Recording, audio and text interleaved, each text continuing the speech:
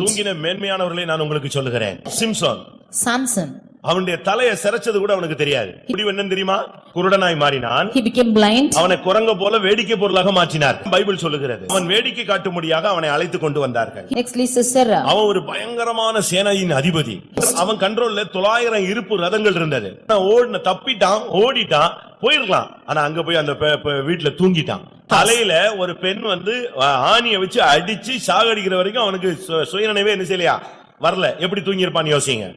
Abraham விசுவாசத்தின் தகப்பன். ஒரு நாள் பலி செலுத்தினான். சாயங்காலம் ஒரு 6:30 மணி இருக்கும். அயர்ந்த நித்திரை அவனுக்குள்ள போராட ஆரம்பிச்சு. அதை கண்ட்ரோலே பண்ண முடியல. அஸ்தமிக்கும் போது ஆபிரகாமுக்கு அயர்ந்த நித்திரை வந்தது. காரிருள் அவனை மூடிக்கொண்டது.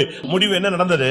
What was the end of it? அன்னைக்கு தான் ஃபர்ஸ்ட் கர்த்தர் சொல்றாரு, உன் சந்ததி 400 வருஷம் அடிமையாய் மாறும். உன்னுடைய ஒரு நேர தூக்கம் உன் சந்ததியை சபிக்கப்பட்ட சாபத்துக்குள்ள அடிமைத்தனத்துக்குள்ள கொண்டு போய் விடுகிறது.